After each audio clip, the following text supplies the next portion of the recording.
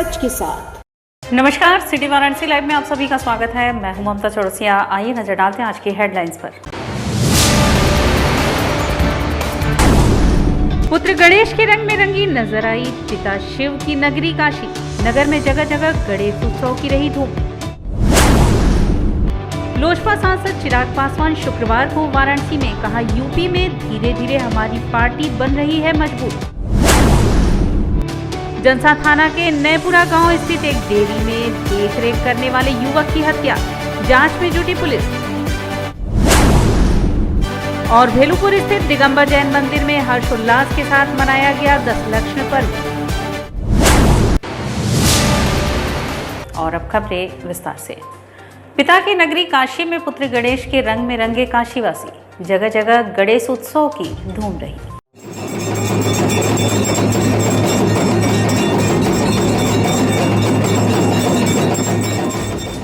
पंचदेवों में प्रमुख और प्रथम पूज्य विघ्न विनाशक गणेश जी का प्राकट्य भाद्र शुक्ल चतुर्थी को मध्याह्न में हुआ था। इस दिन को वैनायकी वरण गणेश चतुर्थी कहा जाता है और लोकमानस में उनका जन्मोत्सव मनाया जाता है। इस दौरान मंदिरों में प्रभु की झांकी सजी तो घरों में व्रत पूर्वक पूजन अर्चन किया गया। अलग अलग संस्थाओं की ओर से विभिन्न स्थानों पर गणेश उत्सव मनाया जा रहा है। देवाधिदेव महादेव की नगरी काशी भाद्रपद शुक्ल चतुर्थी तदनुसार शुक्रवार को सुबह से ही उनके पुत्र गणेश के रंग में रंगी नजर आई।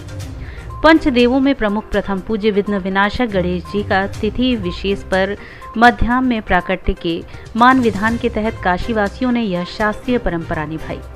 व्रत संकल्पों के साथ मंदिरों में दर्शन किया। बड़ा गणेश, पंचमुखी गणेश, दुर्ग विनायक, सिद्धि विनायक, चिंतामणि गणेश समेत मंदिरों में इसके लिए सुबह से ही कतार लग गई। प्राकट्य बेला दोपहर में प्रभु का पंचोपचार या षोडशोपचार पूजन किया जाएगा। उन्हें नैवेद्य में मोदक, लड्डू, ऋतुफल, दूर्वा के साथ अर्पित करने के साथ गणेश सहस्त्र नाम, गणेश चालीसा, गणेश मंत्र आदि का पाठ कर आराधना की जाएगी।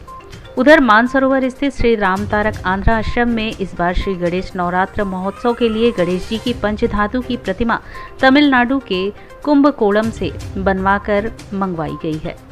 सुबह आश्रम के मैनेजिंग ट्रस्टी वीवी सुंदर शास्त्री के संयोजन में 9 दिनी पूजन अनुष्ठान शुरू हुआ।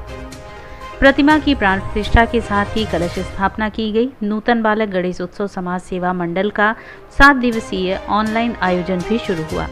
हालांकि अगस्त कुंडा स्थित शारदा भवन में गणेश उत्सव के तहत पूजन अर्चन तो किया गया, लेकिन शोभा यात्रा समेत सामूहिक आयोजन नहीं किया जाएगा। बाबा गणेश जी का जन्मोत्सव है।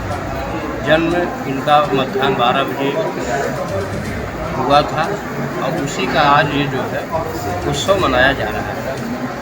इसमें उत्सव में होता क्या है, दूध, दही, शहद, चीनी, पंचमेवा आदि से बाबा का सर्वांग स्नान होता है और वह प्रसाद के रूप में भक्तों को वितरित किया जाता है। लोजपा सांसद चिराग पासवान शुक्रवार को वाराणसी पहुंचे। उन्होंने कहा कि यूपी में धीरे धीरे हमारी पार्टी मजबूत बन रही है। लोक जनशक्ति पार्टी से जमुई बिहार के सांसद चिराग पासवान शुक्रवार को स्पाइस जेट के विमान से 10:50 पर वाराणसी के लाल बहादुर शास्त्री अंतर्राष्ट्रीय हवाई अड्डे पर पहुंचे। हवाई अड्डे पर मीडिया कर्मियों से बात के दौरान उन्होंने कहा कि कल वह तेजस्वी और लालू यादव से मुलाकात किए थे। उन्होंने यह भी कहा कि वे हर उस नेता से मुलाकात कर रहे हैं जो लोग उनके पिताजी के समकक्ष रहे हैं या उनके साथ राजनीति किए हैं। मुलाकात करने का बस एक ही कारण है कि 12 सितंबर को उनके पिता रामविलास पासवान की बरसी का कार्यक्रम है और उस कार्यक्रम में श्रद्धांजलि देने के लिए आमंत्रित कर रहे हैं। वहीं दिल्ली स्थित बंगले में मूर्ति स्थापित करने के सवाल पर उन्होंने कहा कि मूर्ति रखने से कोई बंगला पर कब्जा नहीं हो जाता। मैं जहां भी रहूंगा वहां पर वह मूर्ति जरूर रखी जाएगी। यही नहीं, उन्होंने यह भी कहा कि आने वाले समय में देश के हर जनपदों में उनके पिता स्वर्गीय रामविलास पासवान की मूर्ति लगाई जाएगी।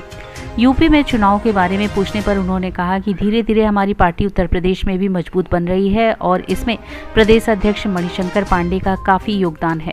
उनके ही अगुवाई में चुनाव लड़ने की रणनीति बनाई जा रही है। यूपी में हो रहे विकास के बारे में उन्होंने कहा कि लोगों से पूछना चाहिए कि वे कितने संतुष्ट हैं और कितने खुश हैं। यदि लोग खुश हैं तो गठबंधन का कार्यकाल अच्छा रहा और यदि लोगों को संतुष्टि और खुशी नहीं है तो जरूर प्रश्न उठना चाहिए। राहुल गांधी के मंदिर में दर्शन करने के प्रश्न पर उन्होंने कहा कि यह सब की अलग अलग आस्था का विषय है। जहां उनकी आस्था है वहां वे दर्शन कर रहे हैं। एयरपोर्ट पर पहुंचने के बाद लोजपा के नेताओं और कार्यकर्ताओं ने उनकी अगवानी की। उसके बाद एयरपोर्ट से 11:10 पर सड़क मार्ग से गाजीपुर धामपुर के लिए प्रस्थान कर गए, जहां से वीर अब्दुल हमीद के शहादत दिवस पर आयोजित कार्यक्रम में वे शामिल होंगे। कि लोगों की ज़िंदगी कितनी बेहतर हुई है, वो कितने खुश हैं। अगर लोग खुश हैं तो यकीनन आपका कार्यकाल अच्छा रहा है, पर अगर लोग संतुष्ट नहीं हैं तो ज़रूर प्रश्न उठते हैं। कि ठीक आसपास ये मंदिर दर्शन होते हैं, पर बहरहाल ये व्यक्तिगत आस्था का विषय है। जिसमें उनकी आस्था हो, जाएं वहाँ पे दर्शन करें, आशीर्वाद लें, अच्छी बात है। देखिए, फ़िलहाल ये तमाम मुलाकातें मेरी तेजस्वी से हो या लालू जी से, कल शाम को मेरी मुलाकात हुई। तमाम इन नेताओं से मुलाकात करने का सिर्फ एक ही कारण है, क्योंकि मेरे नेता, मेरे आदर्श, मेरे पिताजी, उनकी बरखी समारोह है 12 तारीख को, 12 सितंबर को। और उसमें मैं चाहता हूं कि जो भी मेरे नेता के समकक्ष रहे हों, उनके साथ उन्होंने काम किया हो, वो सब उनको श्रद्धांजलि देने उनके बरखी के कार्यक्रम में ज़रूर शामिल हो। जनसा थाना क्षेत्र स्थित नैपुरा गांव स्थित एक डेयरी में देखरेख करने वाले युवक की हत्या कर दी गई, जिसके जांच में पुलिस जुट गई है। वाराणसी में अपराध कम होने का नाम नहीं ले रहा है। ताजा घटना वाराणसी के जनसा थाने के नैपुरा गांव का है, जहां नैपुरा गांव में स्थित एक डेयरी में बदमाशों ने हत्या की घटना को अंजाम दिया। यहां एक युवक के सिर पर धारदार औजार से वार कर उसकी हत्या कर दी गई। वार इतना तगड़ा था कि उसे कुर्सी से उठने का मौका भी नहीं मिला और बैठे बैठे ही उसकी मौत हो गई। युवक की जेब से एक कारतूस और 30 रुपए बरामद हुए हैं। वारदात की सूचना पाकर जनसा थाने की पुलिस और सीओ सदर के साथ ही एसपी ग्रामीण अमित वर्मा भी घटनास्थल पर पहुंचे। प्रथम दृष्टया मामला परिचितों के बीच ही आपसी रंजिश से जुड़ा बताया जा रहा है। पुलिस युवक के करीबियों पर हत्या की आशंका जताते हुए तफ्तीश शुरू कर दी है। बता दें कि जनसा थाना अंतर्गत नैपुरा गांव में ब्रिजेश मिश्रा की डेयरी है। भदोही जिले के गिरधरपुर गांव का मनोज कुमार यादव ब्रिजेश का परिचित था और उन्हीं की डेयरी पर लगभग 5 साल से रहता भी था। शुक्रवार की दोपहर ब्रिजेश का छोटा भाई शुभम डेयरी पहुंचा तो उसने देखा कि कुर्सी पर मनोज लहूलुहान पड़ा हुआ है और उसकी मौत हो गई है। शुभम की सूचना पर पुलिस आई। इसके साथ ही फॉरेंसिक टीम और डॉग स्क्वाड भी पहुंचा। इस संदर्भ में एसपी ग्रामीण अमित वर्मा ने बताया कि शुरू में ऐसा प्रतीत हुआ कि युवक की गोली मारकर हत्या की गई है। जांच में सामने आया कि युवक के सिर पर नजदीक से किसी धारदार हथियार से वार किया गया है। युवक के करीबियों पर ही हत्या की ही शंका है। युवक की जेब से कारतूस भी बरामद हुआ है, इसलिए उसकी आपराधिक पृष्ठभूमि के बारे में भी पता लगाया जा रहा है। क्राइम ब्रांच सहित पुलिस की 2 टीमें घटना के खुलासे के लिए लगाई गई हैं। युवक के परिजनों को वारदात की सूचना दे दी गई है। हम लोग यहाँ मौके पे आए हैं तो इनिशियली जो एफएसएल की टीम भी आ गई। एफएसएल की टीम के द्वारा भी ये अभी उसकी जानकारी जुटाई जा रही है, लेकिन उन्होंने अभी बताया कि ये एक इसके जो शुरू में लग रहा था कि जो ये फायर आर्म इंजरी है, लेकिन अब देखने में लग रहा है कि ये कोई इंसिजन वुंड है, मतलब कोई धारदार चीज़ से जो है लगभग 3 इंच लंबा इसकी कनपट्टी पे निशान है।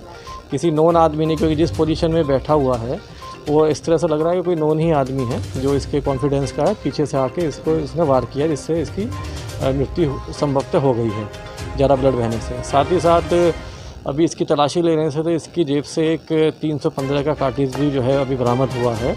तो अभी ये एंगल ये भी लग रहा है कि हो सकता है कि ये भी बदमाशों के साथ उठता बैठता हो। अभी इसकी अभी जानकारी ली जा रही है कि कहीं ये भी कहीं बदमाशों के साथ संलिप्त नहीं है, क्योंकि लाइव कार्टेज में मिलना भी एक अपने आप में एक चीज़ है। तो अभी सभी एंगलों से हम लोग जांच कर रहे हैं और प्रथम दृष्टया अब जो है फायर वुंड नहीं लग रहा है, ये कोई आपसी रंजिश का ही मामला लग रहा है और उसी रंजिश में जो है अचानक किसी ने इसके ऊपर वार किया है, उसकी जिससे संभवतः उसकी लोता थाना क्षेत्र में हत्या कर फेंके गए शव की शिनाख्त कर पुलिस ने घटना का खुलासा किया, जिसमें 3 अभियुक्तों की गिरफ्तारी हुई। वाराणसी में थाना लोता क्षेत्र में हत्या कर फेंके गए अज्ञात शव की शिनाख्त करते हुए सनसनीखेज हत्या का क्राइम ब्रांच थाना लोहता पुलिस द्वारा खुलासा किया गया। इस हत्या में शामिल 3 अभियुक्त गिरफ्तार कर हत्या में प्रयुक्त टेम्पो भी बरामद किया गया। इस घटना का खुलासा पुलिस अधीक्षक वाराणसी ग्रामीण अमित वर्मा द्वारा पुलिस कार्यालय पे किया गया। पुलिस अधीक्षक ने बताया कि घटना लूट के इरादे से की गई थी। उक्त घटना में 3 अभियुक्त गढ़ शामिल हैं। तीनों की गिरफ्तारी की जा चुकी है। सुसंगत धाराओं में मुकदमा पंजीकृत कर इनको जेल भेजा जा रहा है। स्थानीय लोगों ने बताया कि ये शराब पीने का काफ़ी आदी था तो जो हम लोग काफ़ी दिन से उसको कनेक्ट भी कर रहे थे, तो जो रोहनिया क्षेत्र, लोहता क्षेत्र में कई शराब की दुकानों पे, अन्य दुकानों से इसकी CCTV फुटेज मिली थी, लेकिन कोई इसकी शिनाख्त नहीं कर पा रहा था क्योंकि लोकल ये आदमी नहीं रहे, भदोही का रहने वाला था। तो उसी के आधार पर जब चीज़ों को कनेक्ट किया गया तो निकल के ये आया कि ये उसी दिन जो है राजा तालाब के ब्रिज के पास में भदोही जाने के लिए खड़ा था। तो वहीं 3 ऑटो लड़के जो है ऑटो में बैठ के, एक ऑटो चालक था, उसके 2 दोस्त थे जो कि हीरोइन और इस तरह के मादक द्रव्यों का जो नशा करते हैं उस तरह के लड़के हैं। उस लड़के को अपने ऑटो में बिठा लिया गया था कि हम लोग तुम्हें छोड़ देंगे, और उन्हीं के द्वारा, क्योंकि इसकी जेब में लगभग 6,500-7 हज़ार रुपया था और शराब भी पिया हुआ था और वो लड़के भी जो है नशे में थे, तो इसका मोबाइल और पैसा छीनने के उद्देश्य से इन लोगों ने इसको जो है इसकी पहले तो इसके साथ मारपिटाई करी थोड़ी, और फिर उसको गले में उस पर गमछा डाल के उसको स्ट्रैंगुलेट करने की कोशिश करी। साथ ही साथ उसकी जब वो मूर्छित हो गया तो उसको ले जाके इन्होंने जो है मृतक समझकर जो है उसको जो है जो लोहता क्षेत्र में जहाँ डेड बॉडी मिली थी वहाँ उसको डिस्पोज करने के रूप में अंधेरे में उसको डाल दिया, और वहाँ से उसका मोबाइल, उसका पर्स वगैरह जिसमें आधार कार्ड वगैरह भी था, वो सारी चीज़ें लेके लोग फरार हो गए अपनी जगह। और उनको ये लग रहा था कि भाई ये हम लोग सारा सामान ले जाएंगे, बाहर का आदमी आइडेंटिटी नहीं हो पाएगी तो इसी तरह रह जाएगा, लेकिन इसका आज सफल अनावरण हुआ है। इसमें हमारे क्राइम ब्रांच और थाना लोहता की भूमिका रही है। उनकी भूमिका के लिए उनको हम लोग 25,000 रुपये का इनाम भी हम लोग घोषित कर रहे हैं सफल जो अनावरण करने के लिए। सर, अभी दुकान कहाँ के रहने वाले हैं? ये सब लोग जो है ये इसमें से लोहता और रोहनिया के आसपास के ही सब लड़के हैं, ऑटो चलाते हैं। तो एक लड़का कमरा लेके भी रहता है। जिला अधिकारी कौशल राज शर्मा द्वारा विश्वेश्वर खंड की अंतर्गृही यात्रा का शुभारंभ हुआ। जिलाधिकारी कौशल राज शर्मा द्वारा शुक्रवार को अपने कैंप कार्यालय से गणेश चतुर्थी के अवसर पर काशी की 3 अंतर्गृही यात्राओं में से एक विश्वेश्वर खंड की अंतर्गृही यात्रा का शुभारंभ डंडी दिखाकर करते हुए पर्यटन दल तथा वाराणसी टूरिज्म गिल्ड के 50 सदस्यों को रवाना किया गया। इस दल को उमाशंकर गुप्ता के मार्गनिर्देशन पर पर्यटन पुलिस के साथ लोग यात्रा पर निकले। इस अवसर पर जिलाधिकारी कौशल राज शर्मा ने अंतर्गृही यात्रा दल को शुभकामनाएं दी और मौके पर उपस्थित पर्यटन अधिकारी को 2 अंतर्गृही यात्राओं हेतु सहित पावन पथ की यात्राएं शीघ्र आयोजित कराए जाने का सुझाव दिया।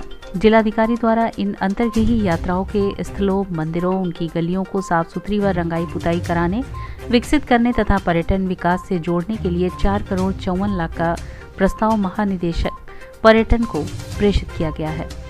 जिलाधिकारी द्वारा पर्यटन अधिकारी को इन सभी यात्राओं के टूर पैकेज बनाकर इनका प्रचार प्रसार विशेष अवसरों तथा सावन पूर्णिमा आदि पर कराने का निर्देश देते हुए पर्यटकों और श्रद्धालुओं की सुविधा हेतु सिटी बस संचालन हेतु प्रस्ताव बनाकर प्रस्तुत करने का भी निर्देश दिया गया। आज विश्वेश्वर खंड की अंतर्गृही यात्रा आयोजित की जा रही है, उसी का फ्लैग ऑफ किया गया है। काशी में 3 अंतर्गृही यात्राएं बड़ी प्रचलित हैं, बहुत धार्मिक पौराणिक यात्राएं हैं जिनका अपना बहुत विशेष महत्व है। किसी भी और शहर में ये यात्राएं नहीं हैं। इसी में से तीनों खंडों की यात्रा के लिए शासन के द्वारा भी बहुत प्रयास किया जा रहा है। यहाँ लोकल जिला प्रशासन के द्वारा तीनों अंतर्गृही यात्राओं का अच्छा पर्यटन प्रपोजल बना के भेजा गया है। इन सभी के जितने भी मंदिर हैं उन मंदिर पे बोर्ड लगाना, उनकी साफ़ सफाई कराना, उनके सामने जो रास्ते हैं वो ठीक कराना, ये जिन जिन गलियों में हैं उन सभी गलियों को पेंट करा के उन गलियों को ठीक करना, ये प्रपोजल भी भेजा गया है। साथ ही जितने भी टूरिस्ट ऑपरेटर हैं, जितने भी हमारे टूरिस्ट गाइड हैं, उन लोगों को भी हम लोग जागरूक कर रहे हैं कि जो धार्मिक यात्री यहाँ आते हैं उनको इसके बारे में जानकारी देके ज़्यादा से ज़्यादा ये यात्रा कराएं। तो इसी को प्रमोट करने के लिए आज ये यात्रा रखी गई है। अब से लेके फरवरी मार्च तक लगभग अब धार्मिक कार्य शुरू हो गए हैं, त्यौहार शुरू हो गए हैं। उन्हीं को देखते हुए, उन्हीं का लीवरेज लेते हुए काशी में ज़्यादा से ज़्यादा रिलीजियस टूरिज्म आए, यहाँ के लोगों को बेनिफिट हो और यहाँ के धार्मिक स्थलों का लाभ लोग उठाएँ, उसी का एक छोटा सा प्रयास है। आगे भी हम लोग केदारखंड की और ओंकार खंड की यात्राएँ कराएंगे। ये विश्वनाथ जी के अंतर्गृही विश्वनाथ जी से शुरू होगी, विश्वनाथ जी ख़त्म होगी और ये पंचकोशी यात्रा करने से पहले विश्वनाथ अंतर्गृही करना अनिवार्य रहता है पहले से, लेकिन अब परंपराएं सब चेंज होती जा रही हैं, तो उसी को जीवित रखने के लिए हम लोग आज पहले काशी विश्वनाथ जी की अंतर्गृही यात्रा करेंगे। और यहाँ वक्त उछला है एक छोटे से ब्रेक का, मिलते हैं ब्रेक के बाद। वाराणसी लाइव सच के साथ। Best fundamental lab, best faculty, best placement set. We are proud to be a student of JDSL. I am a student of Jeevandeep Mahavidyalaya. I am proud of Mahavidyalaya for excellent faculty, best support and best infrastructure and best placement. Best fundamental lab, best faculty, best placement set. We are proud to be a student of JDSL. I am a student of Jeevandeep Mahavidyalaya. I am proud of Mahavidyalaya for excellent faculty, best support and best infrastructure and best placement. I'm a great mother.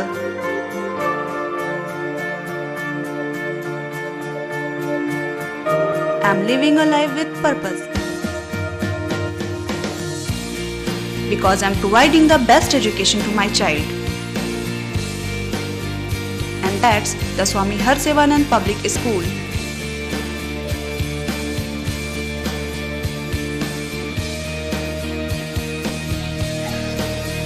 Harsevanand Public School provides value-based education. Admission open for nursery to class 11th. Harsevanand Public School and Hostel, Garwa Ghat, Banpurwa and Jagatganj, Varanasi. Ganga की लहरों से गलियों के छोर तक, जनता के जोर से बाजारों के शोर तक, सर्किट हाउस और पुलिस कमिश्नरेट तक हम करेंगे सबकी बात।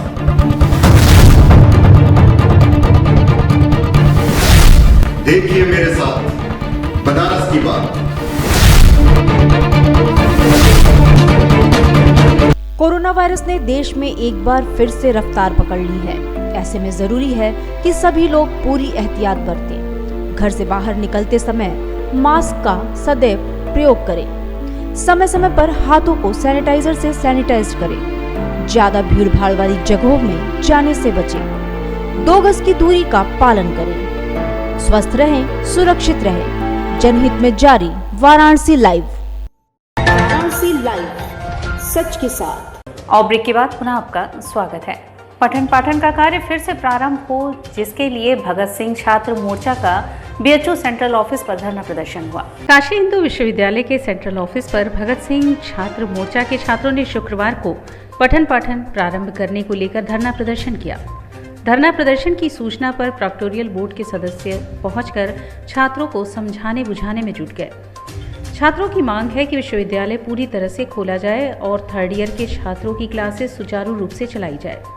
इस संबंध में धरना दे रहे छात्र शशांक ने बताया कि कोरोना धीरे धीरे अब समाप्त हो रहा है, परंतु हम बीए व एमए प्रथम वर्ष के छात्र अभी तक विद्यालय की कक्षाओं में ठीक ढंग से भी नहीं बैठे। हम लोग पास तो हो गए हैं। बीए व एमए तृतीय वर्ष की क्लास न चलने के कारण इस बार भी कक्षाओं का मुंह नहीं देखा। उन्होंने ऑनलाइन क्लास के सवाल पर कहा कि सरकार का ही आंकड़ा है कि देश में सिर्फ 8% लोगों के पास ही लैपटॉप और मल्टीमीडिया मोबाइल की सुविधा है। ऐसे में मोबाइल हुआ या लैपटॉप से छात्रों का पठन पाठन सुचारू रूप से नहीं हो पा रहा है। छात्रों ने बताया कि इससे पूर्व भी हम लोग बीएचयू गेट पर धरना प्रदर्शन किए थे, जहां पर बीएचयू प्रशासन ने आकर हमको आश्वासन दिया था कि जल्द ही कक्षाएं शुरू कर दी जाएंगी। काफ़ी समय बीतने के बाद भी अभी तक प्रशासन द्वारा हम लोगों को कोई भी जवाब नहीं दिया गया, जिसको लेकर हम लोग आज धरना प्रदर्शन करने के लिए बातें हुए हैं। तमाम कितने भी बच्चे ऐसे हैं जो गांव में रहते हैं जिनके पास मोबाइल तक की सुविधा नहीं है, और अगर मोबाइल है भी तो उनके पास रिचार्ज करवाने की सुविधाएं नहीं है, और अगर रिचार्ज भी किसी तरह हो जाता है तो नेटवर्क की सुविधा नहीं है। आप बताइए किस तरीके से आप सब बच्चों को एक समान शिक्षा की बात कर रहे हैं। यहाँ पे हम लोग रहते हुए जो प्रोफेसर क्लास लेना चाहते हैं, और यहाँ के इतने आराम साह प्रोफेसर हैं कि वो मंत्रालय को 28 प्रोफेसरों की एक कमेटी ने पत्र लिखा कि कक्षाएं ऑनलाइन ही होनी चाहिए, क्योंकि इनको घर बैठे बैठे इनकी सैलरी मिल जाए। तो इसी मुद्दे के साथ हम लोग यहाँ जुटे हुए हैं कि हमारा विद्यालय 2nd ईयर का भी, क्योंकि 1st ईयर का भी एडमिशन नहीं हुआ है, उसको पूर्ण रूप से खोला जाए। तब तक हम लोग आज ज्ञापन देने आए हैं। अगर बातें हमारी नहीं मानी जाती हैं तो हम फिर प्रोटेस्ट पे बैठेंगे। भारत पाकिस्तान के बीच हुए सन 1965 के महायुद्ध के नायक वीर अब्दुल हमीद का 56वां शहादत दिवस पुलिस लाइन चौराहे पर मनाया गया। राष्ट्रीय वीर अब्दुल हमीद फाउंडेशन के राष्ट्रीय अध्यक्ष इदरीस अहमद की अध्यक्षता में पुलिस लाइन चौराहे पर कैंप कार्यालय पर परमवीर चक्र विजेता वीर अब्दुल हमीद जी की 56वीं शहादत दिवस को मनाया गया। इस अवसर पर राष्ट्रीय वीर अब्दुल हमीद फाउंडेशन के उत्तर प्रदेश अध्यक्ष मोहम्मद अकील ने कहा कि भारत पाकिस्तान के बीच सन 1965 में हुए महायुद्ध के नायक एवं पाकिस्तानी पैटर्न टैंकों की कब्रगाह बनाने वाले अमर शहीद परमवीर चक्र से सम्मानित वीर अब्दुल हमीद को भारत सरकार भारत रत्न से सम्मानित करे। साथ ही उन्होंने कहा कि आज देश के हर गली और चौराहे पर वीर अब्दुल हमीद जैसे राष्ट्रभक्त की ज़रूरत है। लगभग 20 वर्षों से जो है पक्की बाजार चौराहे पर वीर अब्दुल हमीद फाउंडेशन के बैनर तले यहाँ पर जो है हर वर्ष उनकी शहादत दिवस, जन्म दिवस इसी स्थान पे मनाया जाता है और हमारे सारे संस्था के लोग यहाँ इकट्ठा होते हैं। आज क्या है?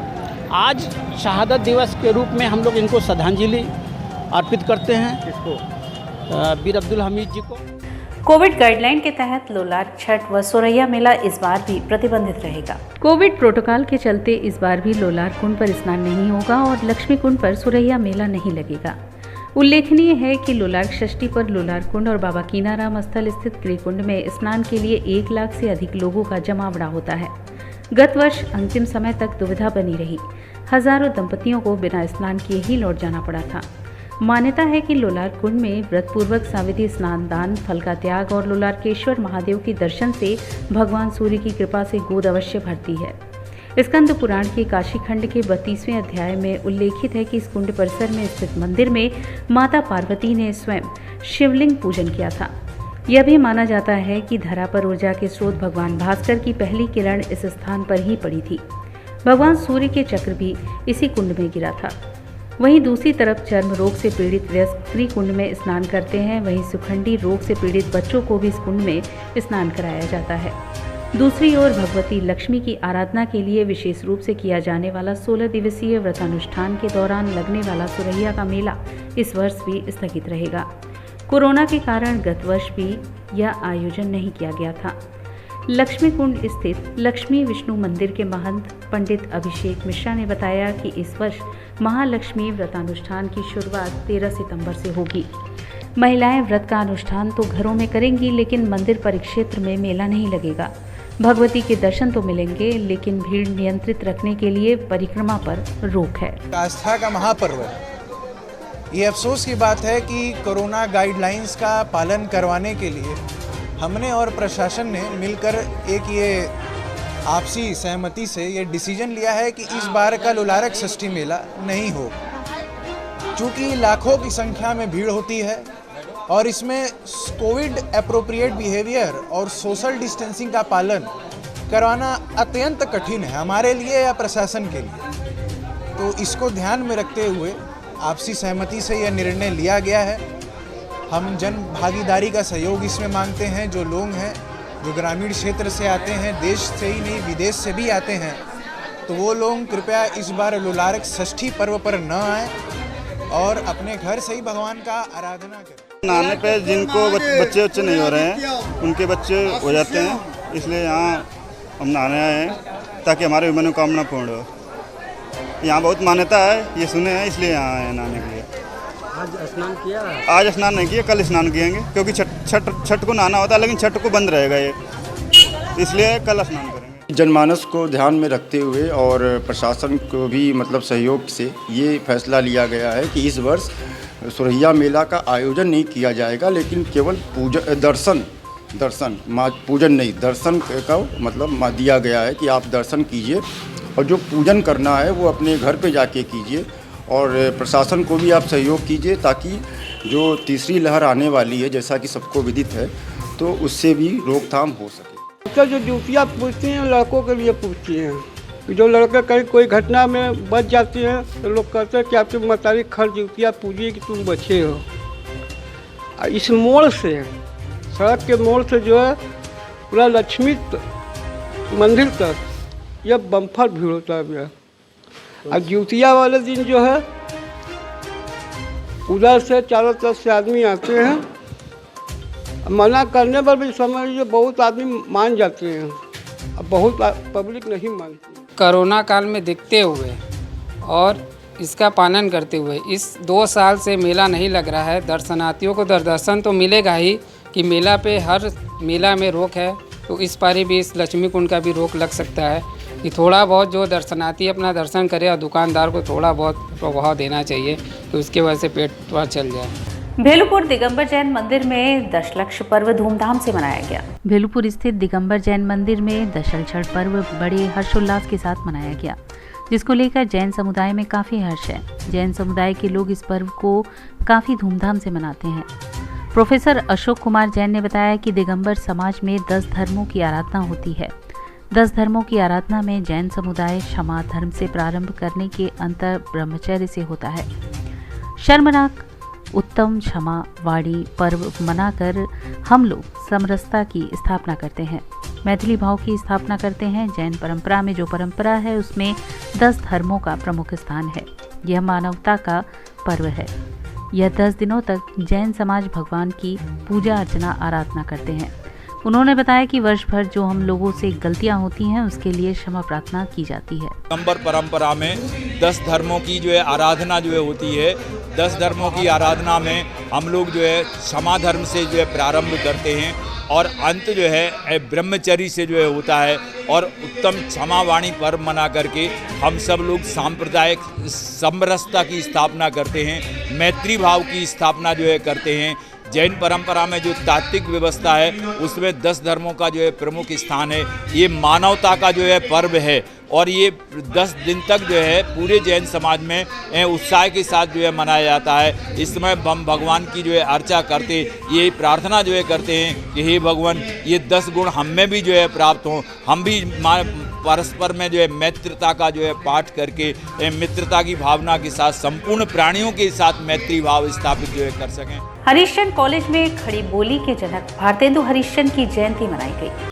खड़ी बोली हिंदी के जनक भारतेंदु बाबू हरिश्चंद्र की जयंती के उपलक्ष्य में हरिश्चंद्र स्नातकोत्तर महाविद्यालय में भारतेंदु जयंती व राष्ट्रीय पुरातन छात्र समागम का आयोजन किया गया।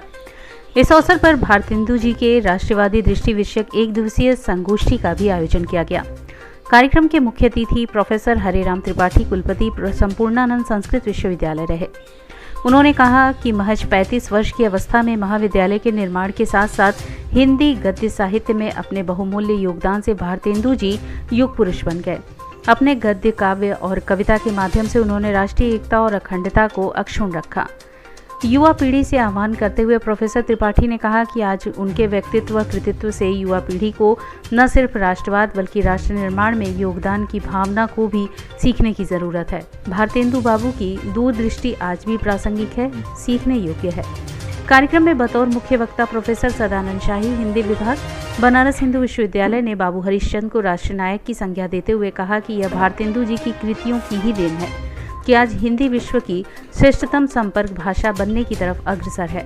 इस अवसर पर महाविद्यालय के पुरातन छात्रों को अंगवस्त्रम व मोमेंटो देकर सम्मानित भी किया गया।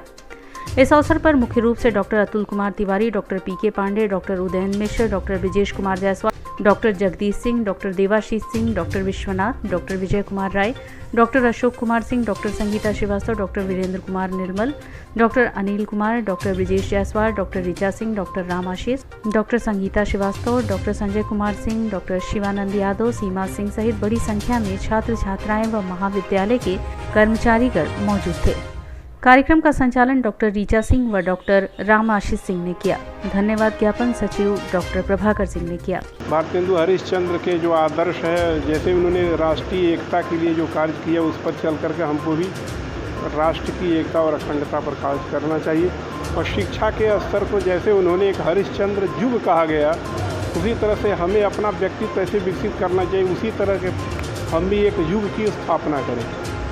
आज की गोष्ठी का मुख्य क्या होगा इसमें? ये गोष्ठी का तो मुख्य लक्ष्य भारतेंदु हरिश्चंद्र की राष्ट्रवादी दृष्टि, राष्ट्र के निर्माण में, शिक्षा में राष्ट्र का जो दायित्व है उसका निर्वहन हम कैसे करें। और चूँकि हम एक शिक्षक होने के कारण छात्रों को ऐसे निर्मित करें जो राष्ट्र को समृद्धि प्रदान करके वैभव प्रदान करने में समर्थ हो, इस तरह की एक शिक्षा में दृष्टि प्रदान करने के लिए उन्होंने जो अपना उनका मूल्य था, उस मूल्य के आधार पर हम देश की प्रगति को करें। और इसी के साथ सिटी वाराणसी लाइव का यह प्रसारण यहीं समाप्त होता है। ममता चौरसिया को दे इजाजत। नमस्कार।